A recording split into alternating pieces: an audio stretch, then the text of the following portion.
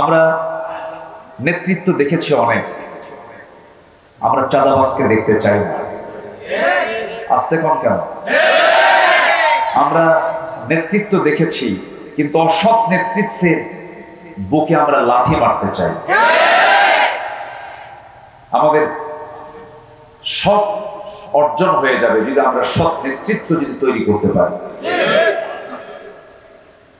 এজন্য আমাদের কিছু কাজ করতে হবে।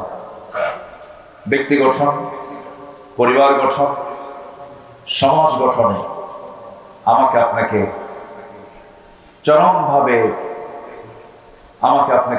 পরিশ্রম করতে হবে, কাজ করতে হবে। ব্যক্তি গঠন হবে কোরআন বাদ দিয়ে, নাকি? আসতে বলেন কেন?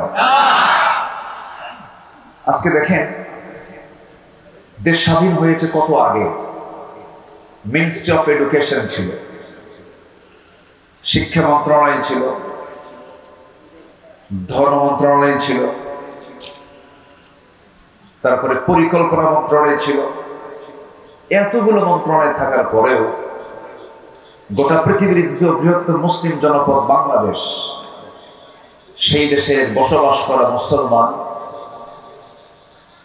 যেই কিতাবের জ্ঞান না থাকলে, যে কিতাবটাকে সহি না করে পড়লে তার কোনো ইবাদত আল্লাহ পাক কবুল করবেন না, নামাজ কবুল হবে না।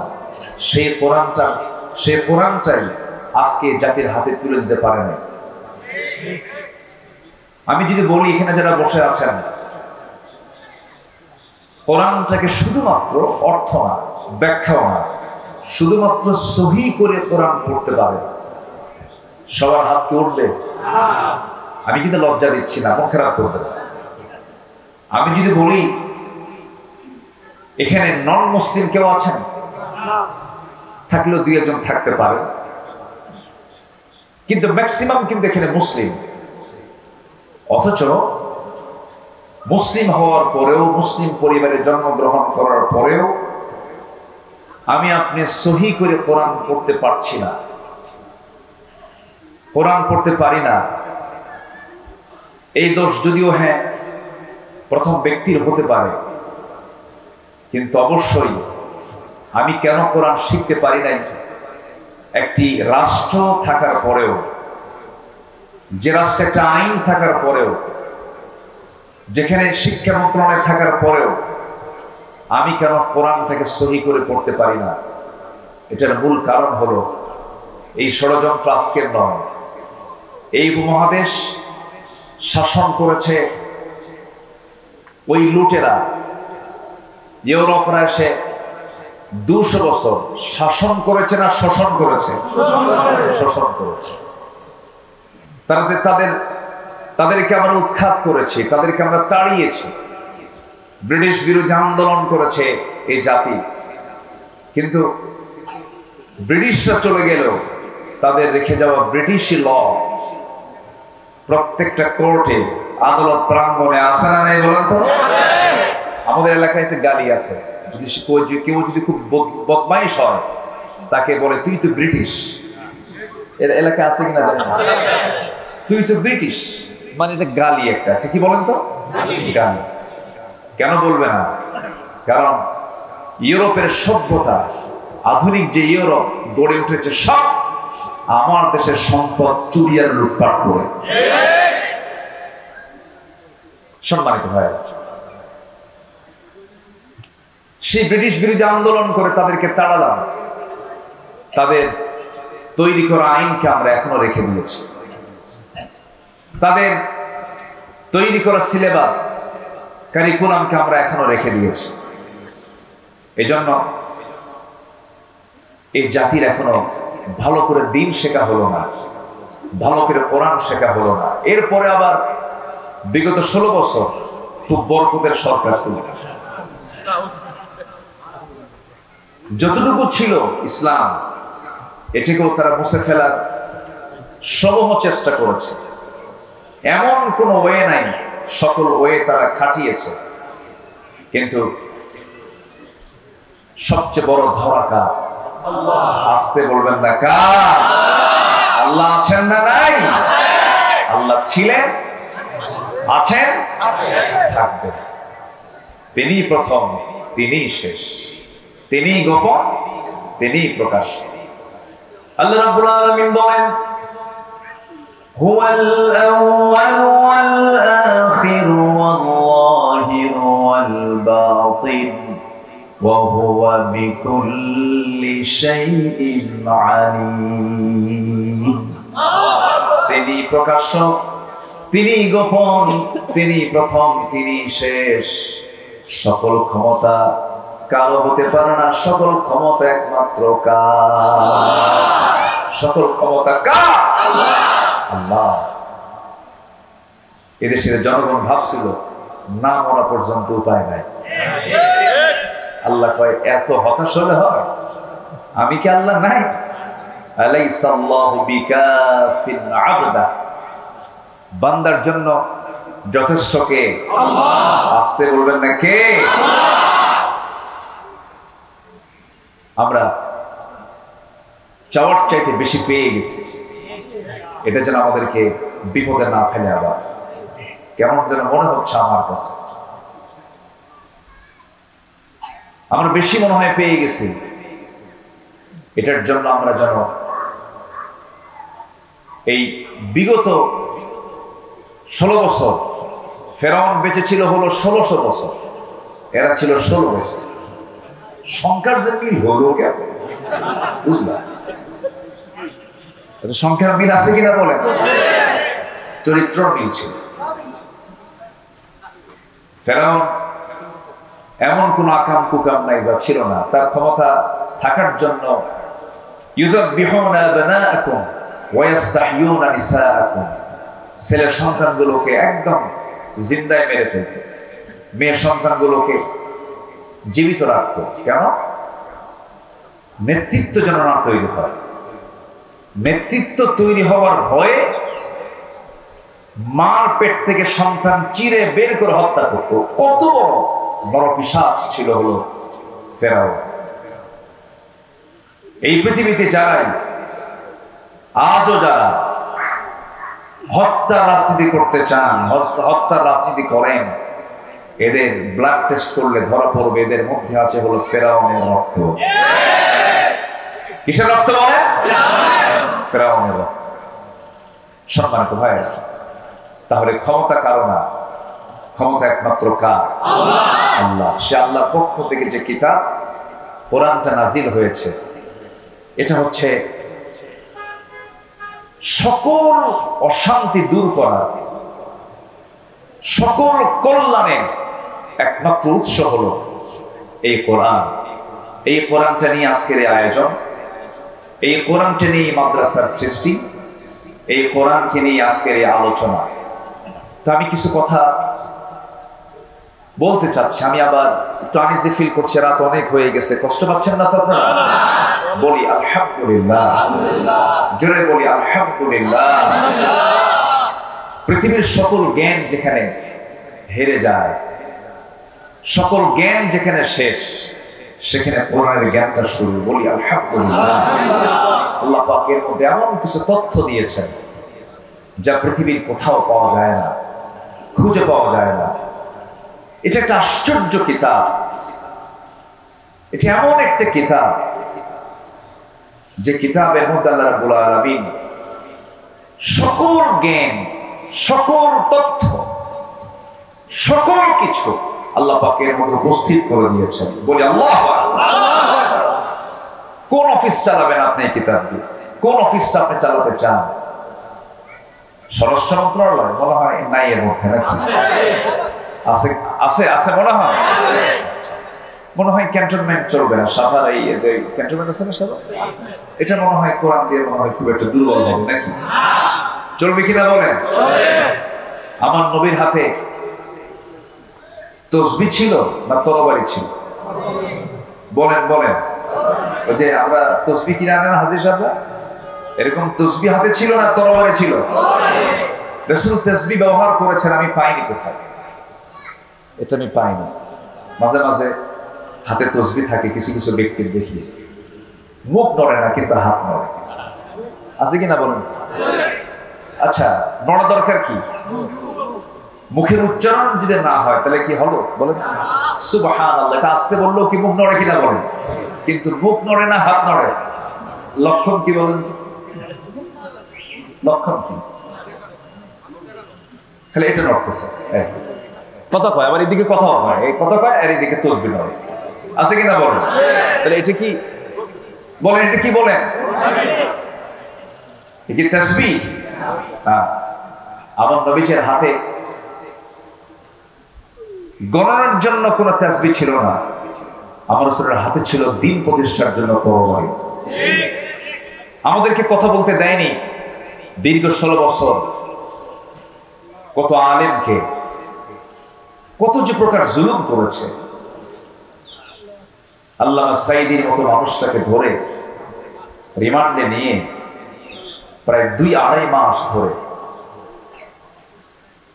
একটানা 3 দিন 4 দিন পর্যন্ত একটা চেয়ারে বসে রেখে হিন্দু পুলিশ দিয়া তার মুখে থাপড়ানো হয়েছে। মাথা চক্কর মেরে তিনি পড়ে গেছে। সম্মানিত ভাইরা, আল্লাহ কি শোনেন না? আল্লাহ শোনেন কিনা বলেন? আল্লাহ শোনেন। চোখের পানিতে যায় নামাজ ভিজে গেছে, চোখের পানিতে জেলখানার বালিশ ভিজে গেছে। আজকের যিনি মেহমান কথা বলবেন, আমার প্রিয় ভাই খালিদ সাইফুল্লাহ আইয়ুবী, তার হাত ভেঙে দেওয়া হয়েছে।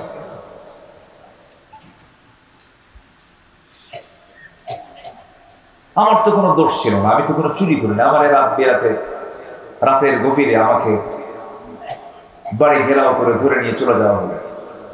থানায় নিয়ে বললো, হুজুর কি করবো, আমরা তো ধরতে চাই না, কিন্তু খুব চাপ, চাকরি করবো না তাহলে বাচ্চাদের খাওয়াবো কি? হুজুর চাকরি বাঁচানো তো ফরজ। তখন আমি বললাম, ইমান বাঁচানো তো নফল।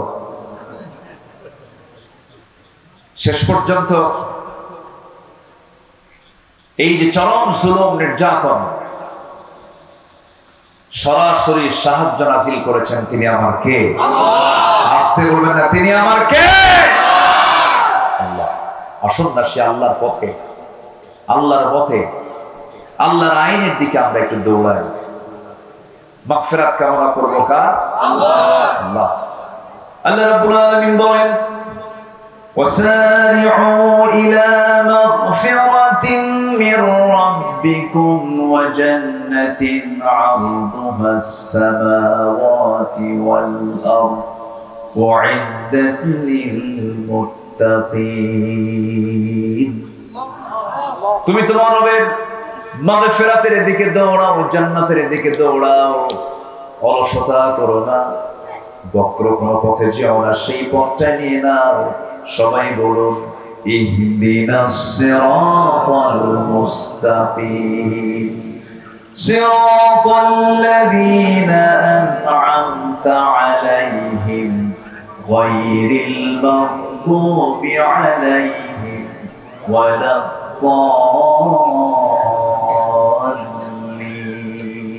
এরপরে আর একটু জোরে বলুন না ভাই। আল্লাহর পথে টিকে থাকতে হবে। ঈমান টানা সহজ, কিন্তু ঈমানের উপরে টিকে থাকাটা কঠিন। নবীর হাতে বায়াত নিয়ে দ্বীন গ্রহণ করে বেঈমান হয়ে মারা গেছে এমন রেকর্ড আছে না নাই?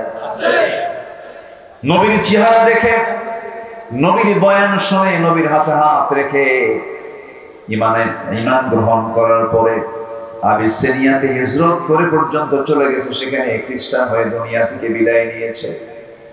এই জন্য আমার বন্ধুগণ, আল্লাহ রাব্বুল আলামিন সেজন্য সুন্দর করে এক জায়গায় বলছেন, ইন্নাল্লাযীনা ক্বালু রাব্বুনাল্লাহু সুম্মা ইসতাকামু তাতানাসসালু আলাইহিমুল মালায়েকা আল্লা তাখাফু ওয়া লা তাহজানু ওয়া আবশিরু বিল জান্নাতিল্লাতী কুনতুম তুআদুন। জোরে বলুন আল্লাহু আকবার। যারা ঈমান আনবে এবং তার উপরে টিকে থাকবে তাদের জন্যই তো জান্নাত। টিকে থাকতে হবে, শেষ নিঃশ্বাস পর্যন্ত বলতে হবে আমার রবকে। আস্তে বলবেন আমার রবকে। আল্লাহ আমার রব। টিকে থাকতে হবে। ঈমান তো আনা যায়, কিন্তু ঈমান আনার পরে হাজারো বাধা আপনার সামনে আপনার জীবনে চলে আসবে। হাজারো ঝামেলা আসুক না কেন, মহামুসিবত আসুক না কেন, সেই সময় প্রকৃত যারা ঈমানদার তাদের জবান থেকে বের হবে কি? আল্লাযীনা ইযা আসাবাতুহুম মুসিবাতুন ক্বালু ইন্না লিল্লাহি ওয়া ইন্না ইলাইহি রাজিউন। জোরে বলুন আল্লাহু আকবার। যখন কোনো বিপদ আসবে ভাবতে হবে আল্লাহর সাহায্য, আল্লাহ পাক আমার প্রতি সাহায্য নাজিল করবেন। আশাদুন নাস বালাউল আমবিয়া সুম্মাল আমসাল ফাল আমসাল।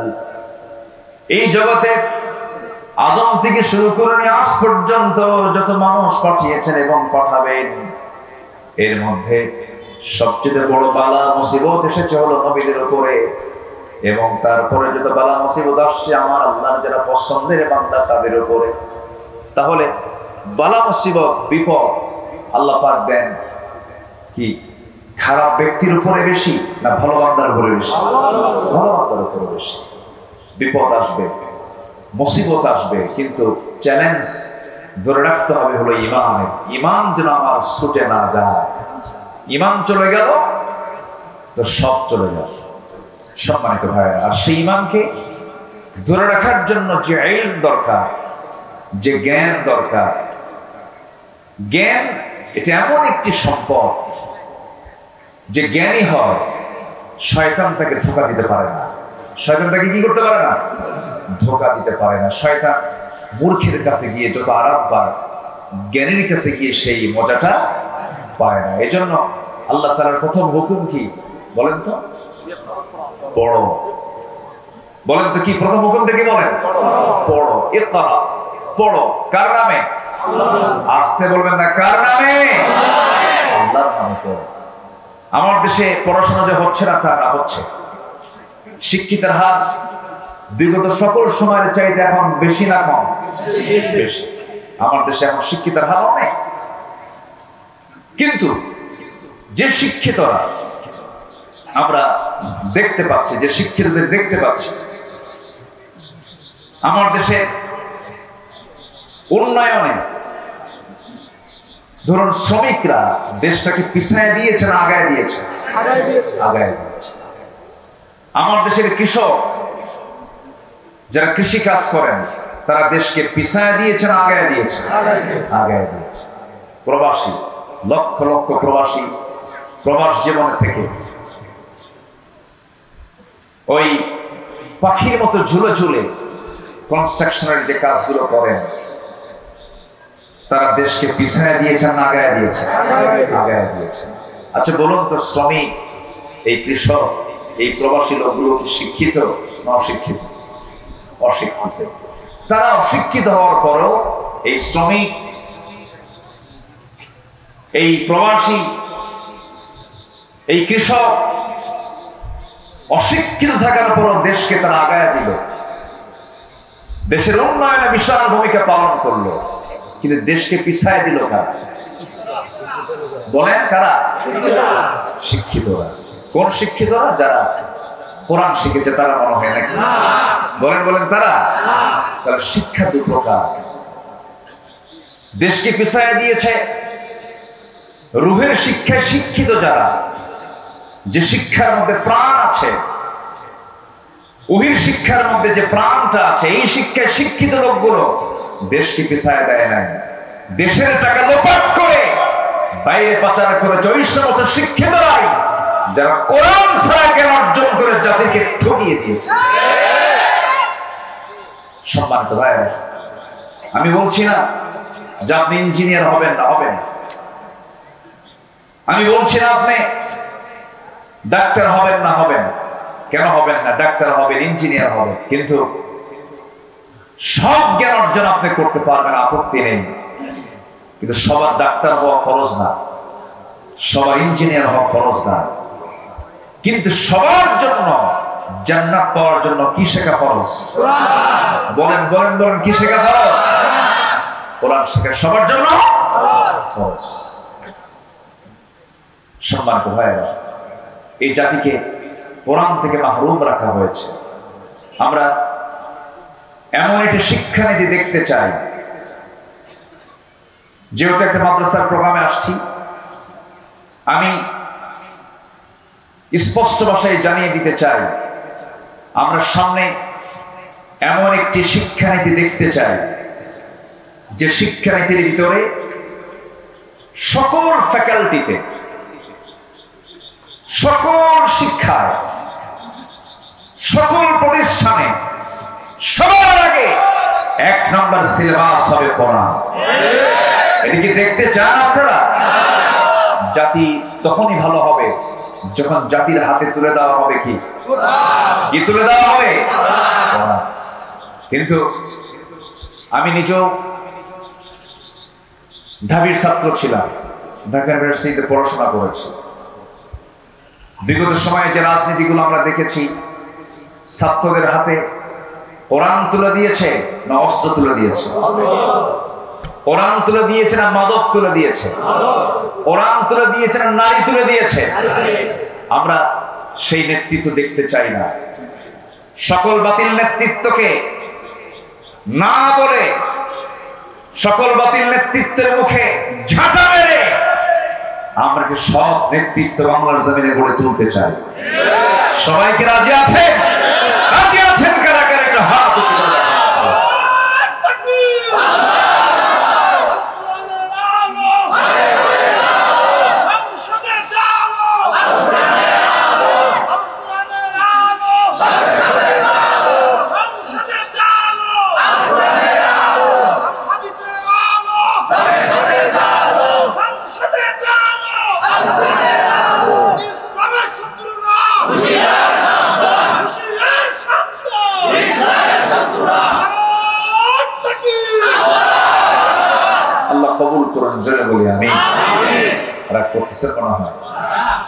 আমরা যখন রাষ্ট্র নিয়ে কথা বলি, আমরা যখন সমাজ নিয়ে কথা বলি, তখন একটা মহলের গায়ে চুলকানি শুরু হয়, আছে কিনা? হুজুর আপনি দোয়া করে দিবেন, আমরা যা করি করি, আপনাদের দায়িত্ব হলো দোয়া করা। বাচ্চা হলে আজান দেওয়া, বিয়ের প্রয়োজন হলে একটু বিয়ে পড়ায় দেওয়া, আর মরে গেলে একটু জানাজা পড়ায় দিবেন। এই তো আপনাদের ডিউটি। আপনারা আবার এই দিক থেকে কথা বলেন।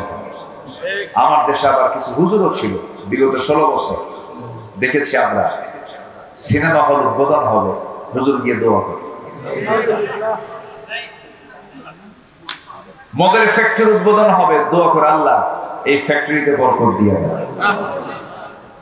আছে কিনা বলেন? এখনো ঘাপটি মারে এই সমস্ত মুনাফিক চক্র আছে না? যারা সামান্য কিছু অর্থের বিনিময়ে দিনকে বিক্রি করে দেয়। ইয়াহিয়া তাকির একটা কথা খুব পছন্দ হয়েছে, ছাগলের দাম 20,000 টাকা, আর একটা ব্যক্তি তার ঈমান বিক্রি করে 500 টাকা দিয়ে। সম্মানিত ভাইরা, আমরা নিজের জীবনটাকে সাজাবো কোরআন দিয়ে। জোরে বলি ইনশাআল্লাহ। আমি 8টি পয়েন্টে কথা বলতে চাই, সময় লাগবে, আমাকে সময় দেবেন ইনশাআল্লাহ। আমার আবার তবিয়ত হলো একটু সময় নিয়ে কথা বল, এটা অভ্যাস। আমি যারা আমার আলোচনা শোনেন, আমি একটু সময় নিয়ে কথা বলি, সময় আমাকে দিলে আমি তাদের কথা বলা শুরু করতে পারবো ইনশাআল্লাহ। কারণ কোনো আপত্তি নাই তো? হয়তো কষ্ট হচ্ছে আপনাদের, একটু গরম, অসুবিধা হচ্ছে, একটু মনোযোগ দিয়ে শুনবেন। আল্লাহ তুমি শোনার তৌফিক দান করুন, আল্লাহুম্মা আমিন। কোরআনের আলোকে প্রকৃত মুমিনের আদর্শ চরিত্রের একটা রূপরেখা আমি তুলে ধরতে চাচ্ছি। আমরা আমাদের চরিত্রকে সুন্দর করে সাজাবো হলো কোরআন দিয়ে। জোরে বলি ইনশাআল্লাহ।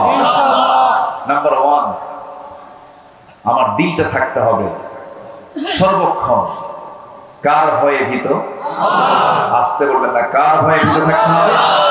আল্লাহর ভয়ে। আল্লাহর ভয়ে ভীত হলেই পৃথিবীর কোনো ভয় ওই দিলে স্থান পায় না। আল্লাহর ভয়টা ইস্তেকামাত হলে পরে সেই দিলের মধ্যে কোনোদিন কোন কপট, কোন কটু চক্রান্তকারী তার ঈমানকে ছিনতাই করে নিতে পারে না। সেই হৃদয়ে শয়তান বাসা বাঁধতে পারে না। এজন্য আমাদের দিলে যে ভয়টা, এই ভয়টা জাগ্রত করতে হবে। কার ভয়?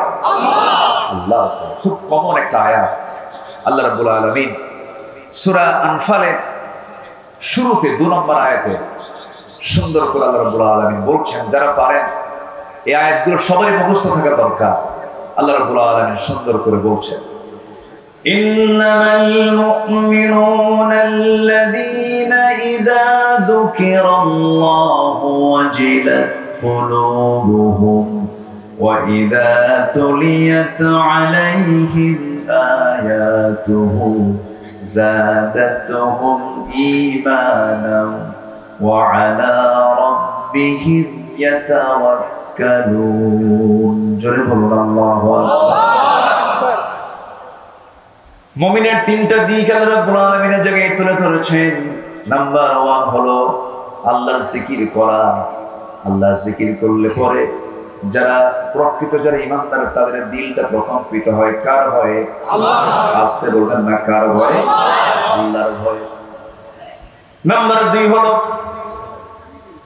ঈমান যদি একটু দুর্বল থেকে থাকে, কোরআনের সুন্দর করে তেলাওয়াতের মধ্য দিয়া, কোরআনটাকে বোঝার মধ্য দিয়া, তিলাওয়াত, কিরাআত, দিরাসাত, তাদাব্বুর সমস্ত হকগুলো আদায় করে যে বান্দা কোরআনের হক আদায় করে কোরআনটা সুন্দর করে বোঝার চেষ্টা করবে, ঈমান যদি দুর্বল থাকে, কোরআন শোনার সঙ্গে সঙ্গে তার ঈমানটা শতগুণে বৃদ্ধি পেয়ে যায়। জোরে বলি সুবহানাল্লাহ।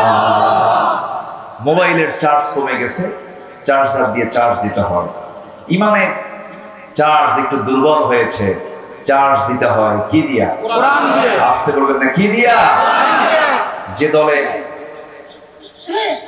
রাজনীতি কোরআন দিয়ে নয়, সেই দল করা হারাম। আস্তে কম কেন? আস্তে কম কেন? মুসলমান কখনো জাতীয়তাবাদকে বিশ্বাস করতে পারে না। মুসলমান কখনো সেকুলারিজমকে বিশ্বাস করতে পারে না। মুসলমান কখনো ক্যাপিটালিজমকে বিশ্বাস করতে পারে না। মুসলমান কখনো মানুষের তৈরি করা কোনো ইজমকে, কোনো মতবাদকে, তন্ত্রমন্ত্রকে বিশ্বাস করতে পারে না।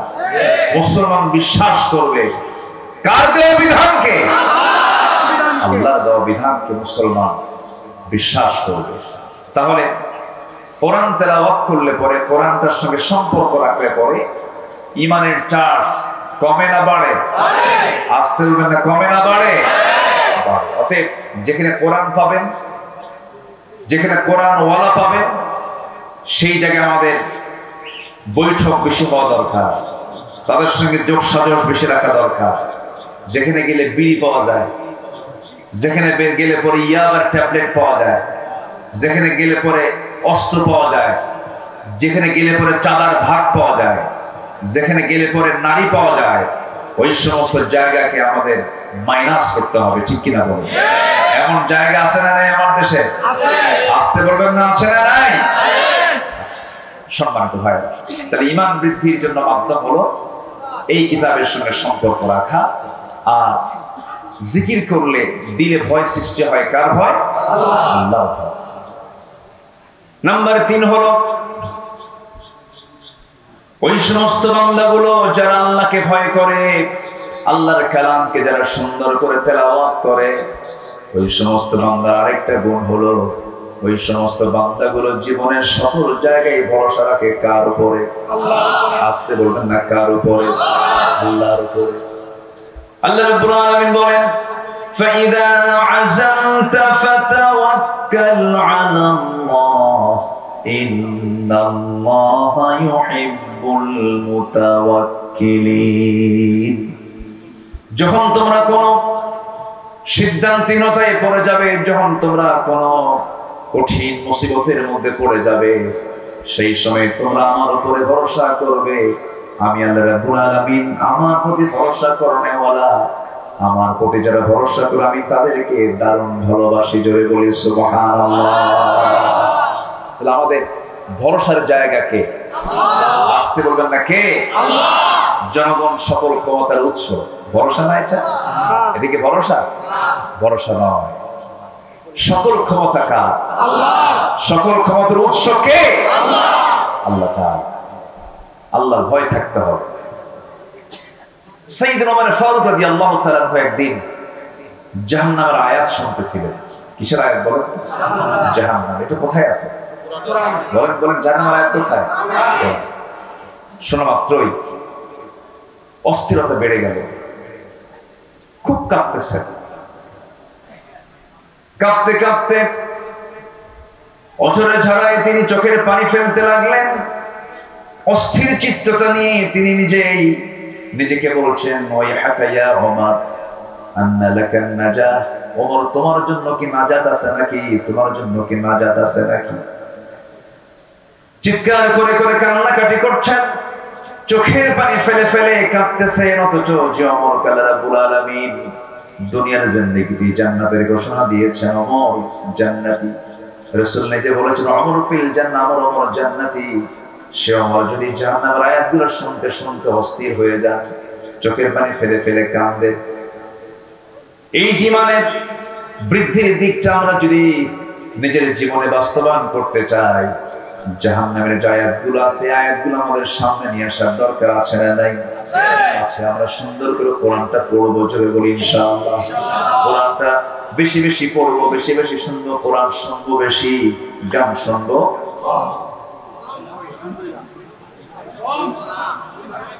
এতক্ষণে গান শুনবেন, কম শুনবেন? তাহলে কম শোনা জায়েজ নাকি?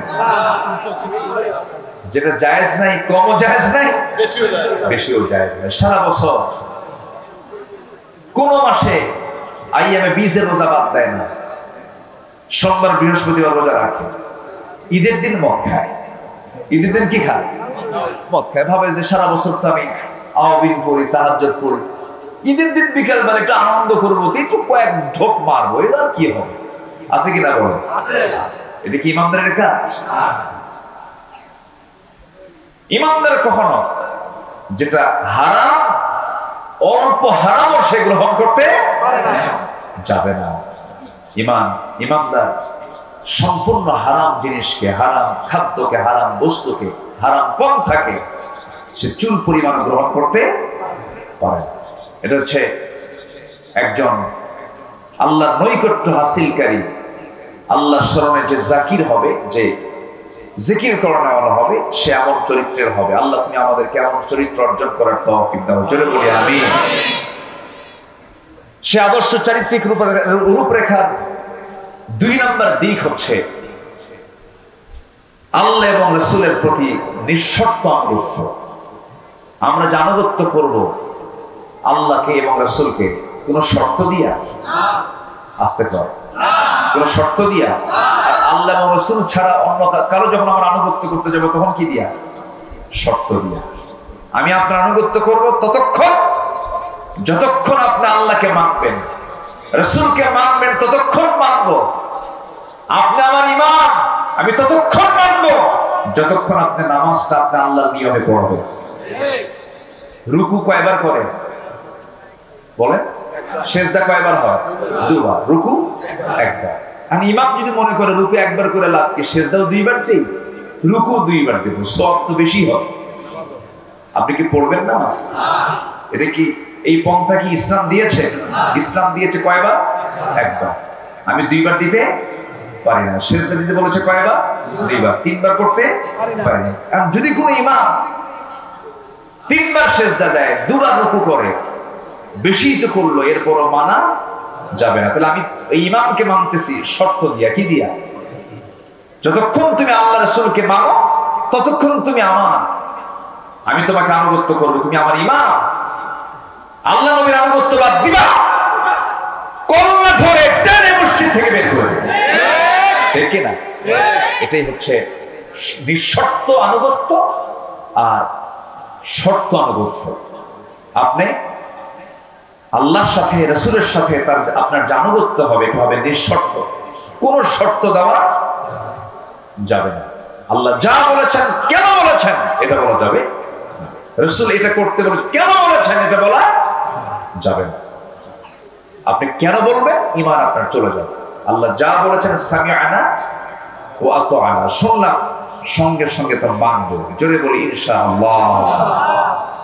আল্লাহ রাব্বুল আলামিন বলেন ইয়া আইয়ুহাল্লাযীনা আমানু আতিউল্লাহা ওয়া আতিউর রাসূল ওয়া লা তুবতিলু আ'মালাকুম। আল্লাহ পাক আরেক জায়গায় বলছেন ইয়া আইয়ুহাল্লাযীনা আমানু আতিউল্লাহা ওয়া আতিউর রাসূল ওয়া উলিল আমরি মিনকুম ফাইন তানাযা'তুম ফি শাইইন ফারুদ্দুহু ইলাল্লাহি ওয়ার রাসূল। জোরে বলুন আল্লাহু আকবার। আল্লাহর আনুগত্য করো, নবীর আনুগত্য করো। তোমাদের মধ্যে যারা লিডার তাদের তোমার আনুগত্য করতে হবে। তারা যদি কোনো ঝামেলায় পড়ে যায়, কোনো ঝামেলায় তোমরা যদি পড়ে যাও, সেক্ষেত্রে তোমরা ফিরে যাবে ফারুদ্দুহু ইলাল্লাহি ওয়ার রাসূল, আল্লাহ এবং রাসূলের দিকে। অর্থাৎ আল্লাহ এবং রাসূলের আনুগত্য করবে। এই আনুগত্যের মধ্যে কোনো শর্ত আরোপ করা যাবে না। আমার বন্ধুগণ, একটু কান লাগায় মনোযোগ দিয়ে সবাই শোনার চেষ্টা করবেন। সাহাবে কেরাম নবীর আনুগত্য করেছেন, কোন শর্ত দিয়ে তারা আনুগত্য করেন নাই, হাসি মুখে জীবন দিয়েছেন। রাসূল যখন যা বলেছেন সাহাবে কেরাম কোন শর্ত লাগায় তারা আনুগত্য করেন নাই, সঙ্গে সঙ্গে তা মেনে নিয়েছেন। আল্লাহ রাব্বুল আলামিন আমার রাসূলকে এত দাম দিয়েছেন, এত সম্মান দিয়েছেন।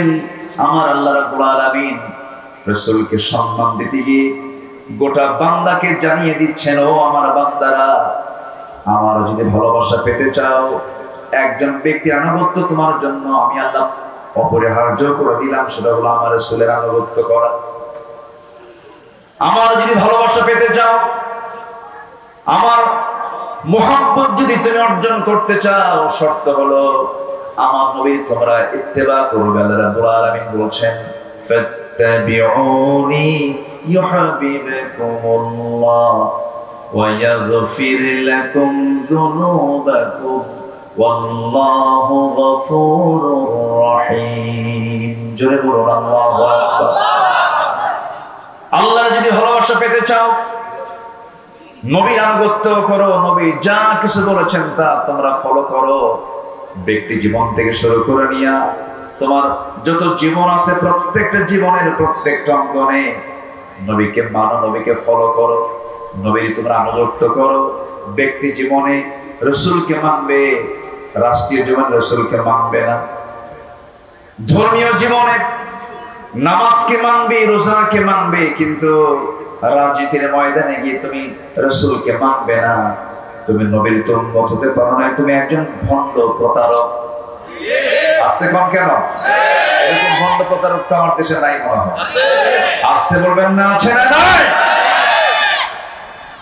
সম্মানিত ভাইরা, রাসূলকে ভালোবাসা মানে এটা নয় একটু দুরূদ শরীফ পড়লাম, হ্যাঁ সওয়াব পাবেন, অবশ্যই দরুদ পড়লে সওয়াব পাবেন। দেখেন দরুদ পড়লেন, মুখে সুন্দর একদম মুখ ভরা দাঁড়িয়ে রাখলেন, মাথায় পাগড়ি পরলেন, এটা আতর লাগালেন, মেসওয়াক করলেন, সমস্যা নাই, এগুলো সুন্নাহ, ভালো, আলহামদুলিল্লাহ, কোনো সমস্যা নাই। আমি বলছি না যে এগুলোর গুরুত্ব ইসলামে নাই, আছে, কিন্তু মুখের দাড়ি কিন্তু আবু জেহেলেরও ছিল। এরপরে পোশাক আশাক দিয়ে যদি জান্নাত পাওয়া যেত, বর্তমান বিশ্বে অন্যান্য ধর্মের অনেক পোশাক আছে যেটা ইসলামের সঙ্গে মিলে যায়, আছে কিনা বলুন? মিলে যায়। আল্লাহ তাআলা বাহ্যিক কোনো কিছুকে প্রাধান্য দিবেন না। ইন্নাল্লাহা লা ইয়ানজুরু ইলা সুওয়ারিকুম ওয়ালা ইলা জাসামিকুম ওয়ালাকিন ইয়ানজুরু ইলা কুলুবিকুম ওয়া আমালিকুম। আল্লাহ তোমাদের দেহ দেখবেন না, আল্লাহ তোমাদের চেহারা দেখবেন না, আল্লাহ দেখবেন তোমার ভিতরটা এবং তোমার আমলটা আল্লাহ পাক দেখবেন। সম্মানিত বন্ধুগণ, সম্মানিত ভাইরা, এই জন্য নবীর প্রতি এবং আল্লাহর প্রতি যে আনুগত্য হবে, এই আনুগত্যের মাঝে কোনো শর্ত আরোপ করা যাবে না। সম্মানিত ভাইয়েরা, সাদ ইবনে মুআজ রাদিয়াল্লাহু তাআলা একজন সাহাবী, যিনি 30 বছর বয়সে ইসলাম কবুল করেন, 35 বছর বয়সে শাহাদাত বরণ করেন। ইসলাম পেয়েছেন কয় বছর? বলেন, কয় বছর পেয়েছেন? মাত্র 5 বছর। এই 5 বছর তিনি ইসলাম পেলেন। প্রথম যে যুদ্ধ হলো বদর, বদর যুদ্ধের দিন তিনি বদরের ময়দানে দাঁড়ালেন। এই যুদ্ধটা ছিল কি সমান সমান যুদ্ধ না অসম যুদ্ধ? অসম। 313 কোথায় আর 1000 কোথায়? অশ্বরোহী কোথায় আর পদাতিক কোথায়? পায়ে হেঁটে যাওয়া আর ঘোড়ার পিঠে থেকে যুদ্ধ করা, অস্ত্র হাতে নিয়ে যুদ্ধ করা, অস্ত্র ছাড়া যুদ্ধ করা, একটা অসম যুদ্ধ ছিল। সেই যুদ্ধের ময়দানে এই সাদ বিন মুআজ রাদিয়াল্লাহু তাআলা যখন আমার নবী যখন ডাকলেন দীপ্ত কণ্ঠে, সেই বদরের ময়দানে দাঁড়িয়ে তিনি বলছেন, ফাওয়াল্লাযী বা'আসাকা বিল হক, আল্লাহর কসম করে বলছি, যিনি আপনাকে সত্য সহ প্রেরণ করেছেন, লাউস্তা'আরাদতু বিনা হাযাল বাহর, হে রাসূল, আপনি যদি আমাদেরকে সমুদ্রের দিকে অগ্রসর করতে বলেন, আমরা অগ্রসর হব, ঝাঁপিয়ে পড়ব, আপনার আনুগত্যের বাইরে আমরা এক চুল পরিমাণ যাব না। জোরে বলি সুবহানাল্লাহ। সেই সাহাবী বদরে গেলেন, উহুদেও গেলেন, খন্দকের যুদ্ধ পরপর এই 3 নম্বর যুদ্ধে অংশগ্রহণ করলেন। মাত্র 5 বছর তিনি ইসলাম পেয়েছেন, 30 বছরে দিন গ্রহণ করলেন, 35 বছরে দুনিয়া থেকে বিদায় নিলেন। যখন উহুদের ময়দানে খন্দকের পরীক্ষা খননের যুদ্ধের ময়দানে যখন তিনি উপস্থিত, যুদ্ধ শেষ হওয়ার মাঝেই একটা আক্রমণ তার প্রতি করা হলো, রক্তক্ষরণ শুরু হয়ে গেল। সে রক্তক্ষরণে তিনি রক্ত শূন্যতায় পড়ে গেলেন। এক পর্যায়ে তাকে বাঁচানো গেল না, তিনি দুনিয়া থেকে বিদায় নিলেন। সাহাবায়ে কেরাম শোকাহত চিত্ততা নিয়ে রাসূলের সামনে এসে বলছেন, ইয়া রাসূলুল্লাহ, আপনার প্রিয় সাহাবী সাদ বিন মুআজকে আমরা অনেক চেষ্টা করেছি, তার সেবা করেছি, বাঁচলো না, দুনিয়া থেকে বিদায় নিয়েছেন। আমার নবীজি শোনা মাত্রই ইন্না লিল্লাহ বলেন, তার জন্য দোয়া করলেন। এবং আমার নবীজি বলেন, সাহাবীরা শোনো, আমার এই প্রিয় সাহাবীর মাত্র 5 বছরের ইসলামের আনুগত্যের মধ্য দিয়ে সে যে জীবন যাপন করেছে, আল্লাহ পাক তার এই মৃত্যুতে এত বেশি খুশি হয়েছেন যে আরশ আজিম পর্যন্ত প্রকম্পিত হয়েছে। আরশ প্রকম্পিত হয়েছে তার মৃত্যুতে। মানে আরশ জেনে গেছে, আরশের ফেরেশতারা জেনে গেছে যে একজন আল্লাহ প্রকৃত বান্দা দুনিয়া থেকে বিদায় নিলেন। মাত্র কয় বছর? আসতে বলেন কয় বছর? 65 বছর পার হয়, নামাজ পড়ে না। 67 বছরের বুড়া মানুষ, চামড়া কুঁচকে গেছে, টেনে টেনে নাপিতকে করে দাড়িটা কেটে দে, বুড়া কি হওয়া সম্ভব? আছে না? বদনসিব, এরকম বদনসিব আছে না? এগুলো করা যাবে না। আমরা জীবনের সকল জায়গায় আনুগত্যের চূড়ান্ত দিকটা আমরা আল্লাহর জন্য, রাসূলের জন্য আমরা বরাদ্দ করব। জোরে বলি ইনশাআল্লাহ। জি ইনশাআল্লাহ। সম্মানিত ভাইরা, আমি কি শেষ করে দেব? আলোচনা চালাবো? জোরে বলি ইনশাআল্লাহ। নাম্বার 3, দায়িত্ব এবং জবাবদিহিতা ভারে বিগলিত হৃদয় এবং আত্মসমালোচনা। যে ব্যক্তি নিজের দোষ খুঁজে পায় সে হচ্ছে আল্লাহর পছন্দের বান্দা। বলি আলহামদুলিল্লাহ। আমরা খুঁজে পাই কার দোষ? বলেন বলেন, অন্যের দোষ। কিন্তু দোষ খুঁজে বের করতে হবে কার? নিজের দোষ। নিজেরই তো সমস্যা অনেক, আমি অন্যের সমস্যা দেখবো, নিজেই তো রোগী, ঠিক কিনা বলেন? আমার দোষ আছে না নাই? কিন্তু আমরা অন্যের দোষে আমরা তালাশে ব্যস্ত হয়ে পড়ি না। নিজের সমালোচনা, নিজের দোষ খোঁজার চেষ্টা করতে হবে এবং মাথায় রাখতে হবে জবাবদিহিতার কাঠগড়ায় দাঁড়াবো একদিন। কার সামনে? আসতে বলবেন না, কার সামনে? আল্লাহ রাব্বুল আলামিন সুন্দর করে বলছেন ইন্না আরাদনাল আমানাতা আলাস সামাওয়াতি ওয়াল আরদ ওয়াল জিবালি ফাআবাইনা আন ইয়াহমিলনাহা ওয়া আশফাকনা মিনহা ওয়া হামালাহাল ইনসান ইন্নাহু কানা যালুমান জাহুলা। জোরে বলুন আল্লাহু আকবার। সূরাতুল আহজাব 72 নম্বর আয়াতে আল্লাহ রাব্বুল আলামিন বান্দার পরিচয় দিতে নিয়ে তিনি বলছেন আমি আসমান জমিন পর্বত পাহাড়ের প্রতি আমানত পেশ করেছি, তারা তা বহন করতে স্বীকার করেছে, ভীত হয়ে পড়েছে, কিন্তু মানুষ সেই আমানতকে বহন করেছে।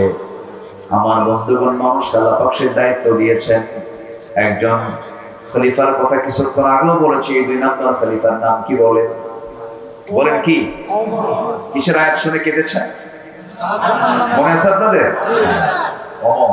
আল্লাহু আকবার। কয় নম্বর খলিফা? বহুদিন আগে এক মাহফিলে বললাম ওমর ফারুককে চিনেন কি? তো সামনে থেকে এক ছোট্ট ছেলে দাঁড়ায় বলল আমি চিনি। কে? আমাদের বাড়ির দোতলায় ভাড়া থাকে। আমাদের বাড়ির দোতলায় ভাড়া থাকে। এটা কি সেই ভাড়া থাকে ওমর? কোন ওমর? বলেন বলেন বলেন। কোরআনের ওমর। আল্লাহু আকবার। রাসূল মারা গেছেন, উনি বিশ্বাস করতে পারছিলেন না। কি ভালোবাসা ছিল! আল্লাহু আকবার। আমার নবী ইন্তেকাল করেছেন। ওয়ামা মুহাম্মাদুন ইল্লা রাসূল قد خلت من قبله الرسل। এই আয়াত নাযিল হয়েছে আগে, কিন্তু ওমর ফারুকের কানে যখন সংবাদ একজন দিয়ে দিল, ওমর তুমি কি জানো রাসূল দুনিয়া থেকে বিদায় নিয়েছেন? নাঙ্গা তরবারি তিনি বের করলেন, বের করে বলছেন দ্বিতীয়বার কোন ব্যক্তি আমার কানে যদি সংবাদ দিতে আসো রাসূল ইন্তেকাল করেছেন, আমি তার গর্দান উড়াইয়া দেব। নবীর প্রতি তার এত প্রেম ছিল, এত মোহাব্বত ছিল, এত গাঢ় সম্পর্ক ছিল। সব সাহাবী রাসূলকে ভালোবেসেছেন, কিন্তু ওমর ফারুকের ভালোবাসা একটু ভিন্ন ছিল। রাসূলকে দারুণ তিনি মোহাব্বত করেছেন। নবীর প্রতি চুল পরিমাণ কোন বেয়াদবি তিনি সহ্য করতে পারতেন না। সবার কম বেশি ইতিহাসগুলো জানা আছে। এক মুনাফিক নবীর কাছে বিচার চাইতে আসলো, এসে বলতেছে ইয়া রাসূলুল্লাহ, বিচারটা আমার চাই। কি বিচার? ইহুদির সাথে আমার গন্ডগোল লাগছে, একটু বিচারটা করে দেন। নবীজি মুনাফিকের পক্ষে রায় না দিয়া রায়টা দিয়েছেন ইহুদির পক্ষে। কারণ রাসূল কি মুসলমান দেখবেন, ইহুদি দেখবেন না, আইন দেখবেন। কারণ কি দেখবেন? কি দেখবেন? ইআদিলু হুয়া আকরাবু লিত-তাকওয়া। ইআদিলু হুয়া আকরাবু লিত-তাকওয়া। আদালত ঠিক রাখো, এটাই হলো তাকওয়ার জায়গা। এটা কিসের জায়গা? তাকওয়ার জায়গা কি মসজিদ না বাজার? মসজিদ। ভালো করে কও। মসজিদ। বাজার না। বাজার না নাকি? বলেন বলেন বলেন। উত্তর হলো তাকওয়ার জায়গা মসজিদ, বাজার। কিন্তু আমরা কি মনে করি?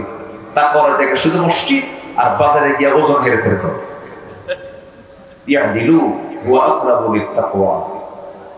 কষ্ট পেলে শেষ করে দেই নাকি? আচ্ছা।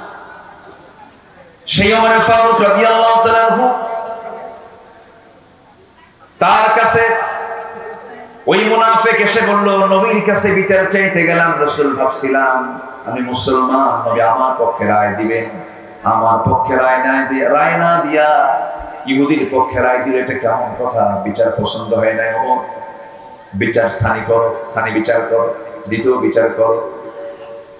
সাইয়েদনা ওমর ফারুক রাদিয়াল্লাহু আনহু কাছে কথাটা এত জঘন্য মনে হলো, এতটা আপত্তিকর মনে হলো, কাউকে বলার প্রয়োজন মনে করলেন না।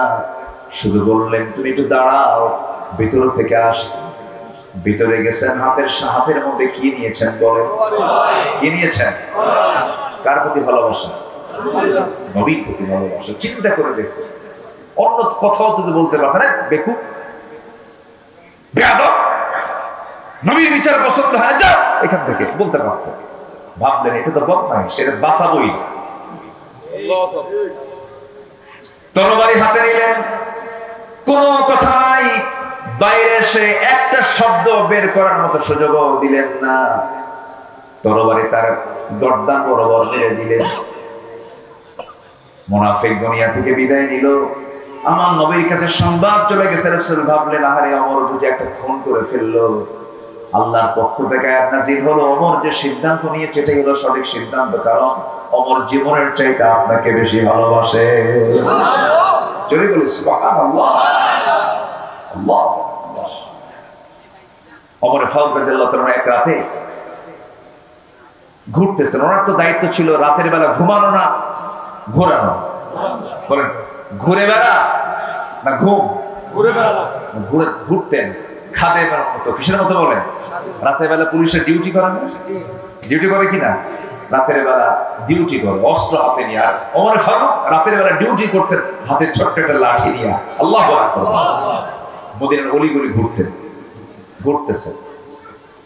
ঘুরতে ঘুরতে দেখেন এক শিশুর কান্না, এক শিশু কান্না তার কানে আসলো। দরজার কাছে গিয়ে বললেন, এই মহিলা, এই কন্যা, এই সন্তানের মাকে তোমার কি একটু দয়া মায়া নাই? এই গভীর রাত্রে শিশু কাঁদবে, থামাতে পারো না? ধমক দিলেন, আবার চলে গেল।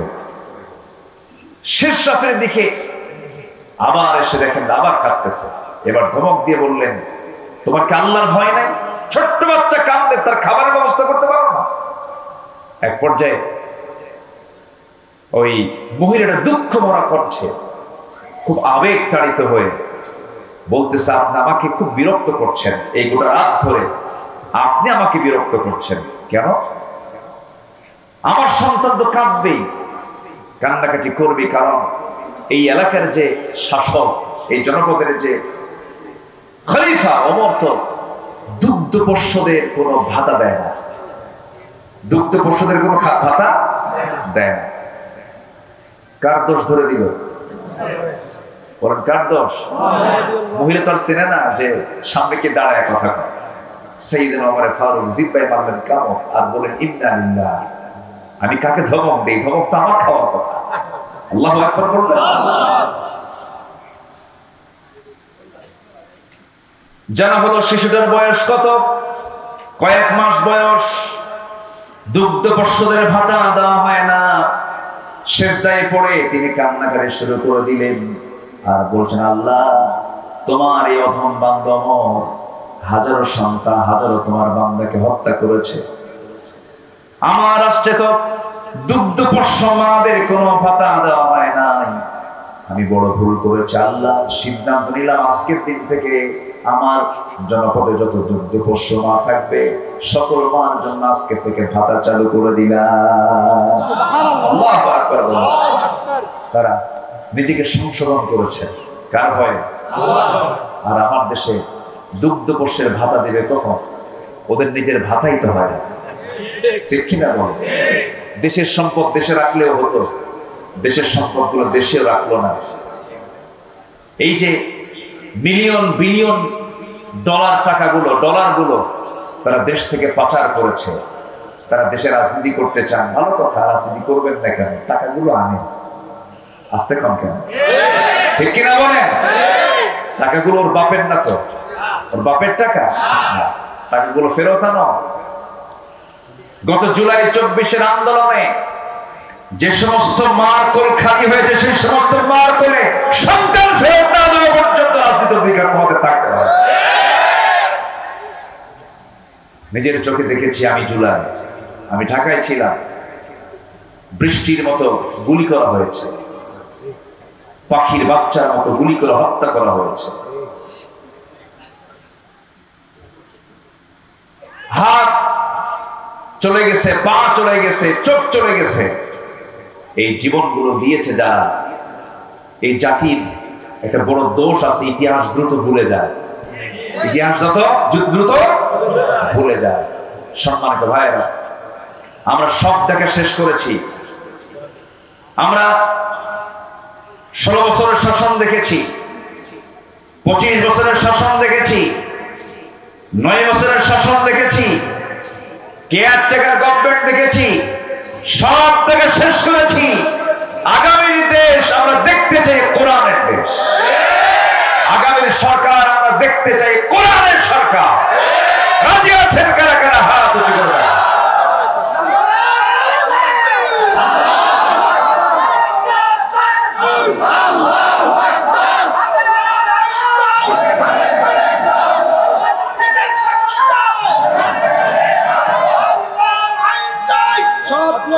আল্লাহ কবুল করুন, জোরে বলি আমিন। নাম্বার 4 হলো ইবাদতে অহংকার না নিরহংকার? নিরহংকার এবং বিশুদ্ধ চিত্ততা নিয়ে আমরা ইবাদত করব, জোরে বলি ইনশাআল্লাহ। অহংকারী ইবাদতকারী আছে না নাই? ইবাদত করে কিন্তু কি আছে? অহংকার। জানো আমি 27 বার হজ করছি, আছে কিনা বলেন? আপনি কি জানেন হুজুর আমি না কতবার যে হাজার আসর সুমা খাইছে তার হিসাবই নেই। হাজার আসর সুমা খাওয়া তো ফরজ। হাজার আসরে জোর করে সুমা খেতে যায় এমন লোক আছে না নাই বলেন? ওখানে জোরাজোরি করলে ওর হজের সমস্যা হবে না বলেন? যারা হজে গেছেন তারা কিন্তু টের পাচ্ছে। ফালা রাফাতা ওয়ালা ফুসুকা ওয়ালা জিদালা ফিল হজ। হজের সফরে কোনো প্রকার ফুসুকি করা যাবে না, তর্ক বিতর্ক করা যাবে না, ঠেলাঠেলি করা যাবে না। তো ওই হাজার আসরে, হাজার আসদ কয়টা? পাথর কয়টা? আর সুমা খেতে যায় কয়জন? ওখানে গেলে যদি আপনি কতবার যে সুমা খাইছে মানে মারামারি করছে জীবনে বহু। কি কথা কি বুঝতেছেন? এগুলো হচ্ছে দেখানো আর ভাব, কি বলেন তো, ভাব, অহংকার, এগুলো করছে। এই সমস্ত ইবাদত আল্লাহর দরবারে কবুল হবে না। বিশুদ্ধ চিত্ততা নিয়ে আমরা সকল কাজগুলো করবো, জোরে বলি ইনশাআল্লাহ। সফলকে কোরআনকে প্রশ্ন করুন, কোরআন বলে দিচ্ছে। আল্লাহ রাব্বুল আলামিন বলেন قد أفلح من تزكى وذكر اسم ربه فصلى। আরেক জায়গায় বলছেন قد أفلح من زكاها وقد خاب من دساها। التقوى ها هنا، التقوى ها هنا। তাকওয়াটা হলো এই জায়গায়, ভিতরের বিষয় এটা। যখন আমরা বিশুদ্ধ চিত্ততা নিয়ে চলবো, আমরা তাসকিয়াতুন নফসকে আমরা মাথায় রাখবো, নফসের শুদ্ধতা নিয়ে আমরা চলবো। ওই সমস্ত বান্দাগুলো সফল যারা নফসকে শুদ্ধ করতে পেরেছে। জিকির করেছে কার? আল্লাহ। নামাজ পড়েছে কয় ওয়াক্ত? 5 ওয়াক্ত নামাজকে সবাই পড়তে রাজি আছেন নাকি? হাত উঁচু করে দেখান তো দেখি, জোরে বলি ইয়া আল্লাহ। আমাদেরকে 5 ওয়াক্ত সালাত আদায় করা তৌফিক তুমি আল্লাহ দিয়া দাও, জোরে বলি আমিন। আরো জোরে আমিন। নাম্বার 5 হলো ধোঁকাবাজি, প্রবঞ্চনা মুক্ত সৎ জীবন। আমরা এটা চেষ্টা করব গঠন করার, জোরে বলি ইনশাআল্লাহ। ইত্তাকুল্লাহ ওয়া কুনু মা'আস সাদিকিন। আমরা এই গুণটা অর্জন করার চেষ্টা করব। নাম্বার 6 হলো তাকওয়া। একমাত্র ভয় থাকবে কার? আল্লাহ, আল্লাহ পাকের। নাম্বার 7 হচ্ছে নাম্বার 7 হচ্ছে অধীনস্থদের অধিকার এবং ইনসাফ প্রতিষ্ঠা করা। আমার যে অধীনস্থ, ওয়াখফিদ জানাহাকা লিল মুমিনিন, এই বিষয়ে আমরা খেয়াল করার চেষ্টা করব। নাম্বার 8 হলো ন্যায় বিচার প্রতিষ্ঠায় আপোষহীন থাকতে হবে। আমাদের সবচেয়ে বড় ঘাটতি হলো এই রাষ্ট্রের সবচেয়ে বড় ঘাটতি হলো ন্যায় বিচারের অভাব, ঠিক কিনা বল? ইতিমধ্যে আজকের মাহফিলের যিনি অন্যতম মেহমান, বরেণ্য অতিথি, আমার প্রিয় ভাইজান, এদেশে অগণন মানুষের হৃদয় স্পন্দন, আমার প্রিয় ভাইজান, অত্যন্ত বিনয়ী মানুষ, হাসি খুশি মানুষ, মুহাদ্দিস, মুফাসসির, ওয়াইজ, মুহতারাম মাওলানা খালিদ সাইফুল্লাহ আইয়ুবী হাফিজাহুল্লাহ।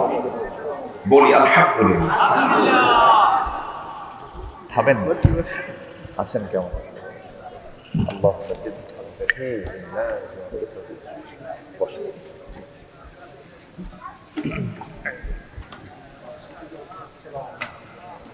যে উনি এসেছেন,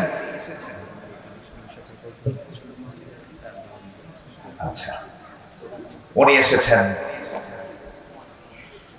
আমার প্রিয় ভাইজান, যতক্ষণ আলোচনা করবেন, আমি আসলে এত রাতে আলোচনায় আমিও যে পছন্দ করি তা নয়। তো এই সময়টুকু যাওয়ার সময় কিন্তু আমার একটা সবার কাছে আরজ থাকবে, শেষ অবধি, শেষ তক দোয়া সহকারে সবাইকে থাকতে রাজি আছেন না? ইনশাআল্লাহ সবাই থাকতে রাজি আছেন না? সবাই থাকবেন এই আশাবাদ কামনা করছি। এবং আমার নির্দিষ্ট আলোচনা কোরআনের আলোকে আমার জীবন গড়ার জন্য যে 8টি পয়েন্ট আমি যে কথা বললাম, আল্লাহ যেন আল্লাহর এই পরামর্শগুলো আমাদের জীবনে ট্রিট করে, আমাদের জীবনে বাস্তবায়ন করে, আমরা যেন আমাদের জীবনকে আলোকিত করে আল্লাহ সে আদালতে আখিরাতে জবাবদিহিতার সেই কাঠগড়ায় দাঁড়িয়ে যেন সুন্দর জবাব দিতে পারি, এই আশাবাদ কামনা করে আমি শেষ করছি। তার আগ দিয়ে মসজিদুল আকসা, মসজিদ আকসা এটা কোরআন খচিত একটা আয়াতের একটা অংশ। সুবহানাল্লাযী আসরা বিআবদিহি লাইলান মিনাল মাসজিদিল হারাম ইলাল মাসজিদিল আকসা। এই কোরআনের এই বরকতময় শব্দটাকে নিয়ে তারা এই মসজিদটার নামকরণ করেছেন। যদিও দৃশ্যমান নাই, কিন্তু জায়গা আছে। এই মসজিদটার জন্য দোয়া করবেন, আল্লাহ যেন দ্রুত এটা দৃশ্যমান আকারে যেন আপনার সামনে যেন পরিস্ফুটিত হবে। এর জন্য আপনাদের দোয়া দরকার 1 নম্বর। এবং মসজিদ কি বানাতে হবে কিনা বলেন? মসজিদ বানাবেন কে? আল্লাহ। আর আমরা কি করব? জি, আমরা বানাবো, আর আল্লাহ আমার জন্য জান্নাতে বানায় দিবে। সুবহানাল্লাহ বলেন।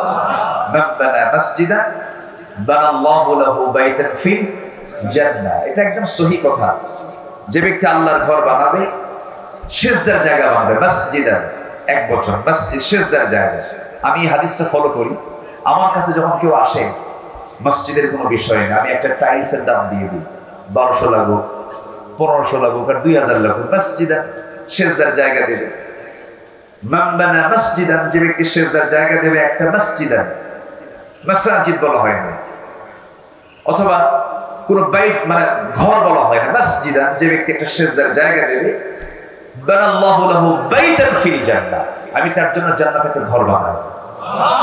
তাহলে একটা সিজদার জায়গা টাইলস যদি দিয়ে আল্লাহকে বলা হয়, আল্লাহ তুমি তো বলে দিয়েছো একটা সিজদার জায়গা দিলে আমি তার জন্য জান্নাতে একটা ঘর দিয়ে দেবো, বিশাল সওয়াবের কাজ। শুনবেন যেখানে মসজিদ হচ্ছে, বাস এটা টাইলসের দাম দিয়ে দিবেন মিনিমাম। তারা আপনার জন্য এরকম করে একটা একটা করে ঘর হতে থাকলে, এরকম যদি কয়েক হাজার সিজদার জায়গা যদি দেন, আল্লাহর কাছে গিয়ে যদি বলেন, আল্লাহ এতগুলো ঘর দরকার না, অন্তত একটা ঘর তুমি আমার দাও। রব্বি বিনি লি ইনদাকা বাইতান ফিল জান্নাহ ওয়া নাজিনি মিন ফিরআউনা ওয়া আলিহি। আসির সালাতু ওয়াস সালাম কয়টা ঘর চেয়েছেন? কয়টা ঘর? একটা। রব্বি বিনি লি ইনদাকা বাইতান ফিল জান্নাহ, আমার জন্য একটা ঘর দাও জান্নাতে। আমি বেশি ঘর চাই না। ওয়া নাজিনি মিন ফিরআউনা ওয়া আমালিহি, ফিরআউন থেকে তার অপকর্ম থেকে তুমি আল্লাহ আমাকে বাঁচাও। এজন্য ইয়াহইয়া তাকিব এই চূড়ান্ত মুজাহাদা প্রচেষ্টার মধ্য দিয়ে সুন্দর একটি মাদ্রাসার রূপ এখানে রূপায়িত হয়েছে। এটা আলো ছড়াচ্ছে এলাকায়, মসজিদ নির্মাণ হবে। আপনাদের সার্বিক সহযোগিতা কামনা করছি। আমি এতক্ষণ ধরে যে কথা বললাম, এটা আমার বেদবি হচ্ছে। আমি মুহতারাম প্রিয় ভাইজানের হাতে মাইক ছেড়ে দিয়ে দোয়া আছে, সবার কাছে দোয়া আছে, ভাইয়ের কাছে দোয়া আছে, এবং আমিও দোয়া করি সবার জন্য।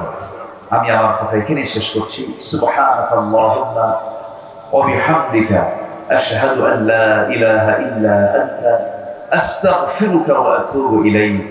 আসসালামু আলাইকুম ওয়া রাহমাতুল্লাহি ওয়া বারাকাতুহু।